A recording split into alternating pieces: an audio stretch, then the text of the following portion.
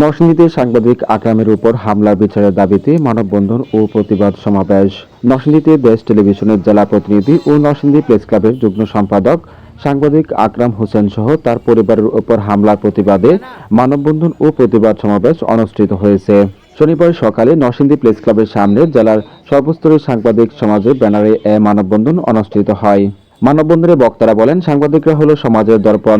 তারা লেখনীর মাধ্যমে সমাজের দুর্নীতি ও অনিয়ম তুলে ধরেন, যার কারণে সাংবাদিকদের ক্ষমতাবানদের চক্ষু স্থলে পরিণত হয়।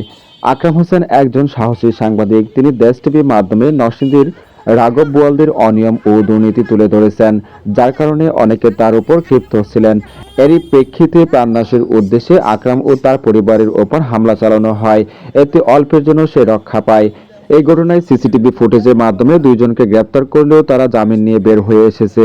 পুলিশ এখনও ঘটনার মূল হোতাকে চিহ্নিত করতে পারছেন না, যার কারণে আকরাম এখনও হুমকির মুখে রয়েছে। আমরা অবিলম্বে এই হামলার মূল হোতাকে আইনের আওতায় ও সাংবাদিকদের নিরাপত্তার দাবি জানাচ্ছি।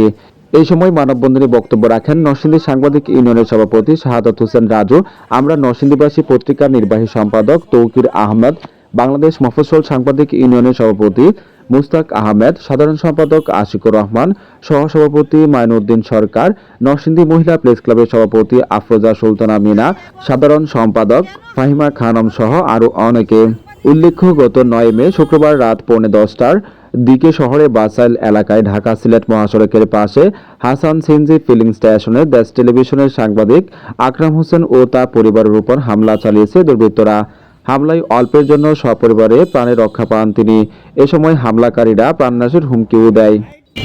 তারা কোনো কাজ করে না। আমরা সবাই বিচার চাই এবং কেন হামলা করলো আমরা প্রতিবাদ করব এবং কাছে দৃশ্যমান নয়। অতএব এই সাংবাদিক আকরামের উপরে যে হামলা হয়েছে তারপর একের পর এক এরকম ঘটনাগুলো ঘটছে, এটি কিন্তু আসলেই ন্যাক্কারজনক ঘটনা এবং আমাদের সাংবাদিক ঘটেছে রাত প্রায় 10টার দিকে বাসের এলাকায়।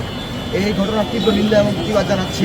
সকাল থেকে ঘর থেকে বের হলে আমাদের সন্তান, আমাদের স্ত্রী, মা, বাবা তারা উভয় সবাই একটা আতঙ্কের মধ্যে থাকে।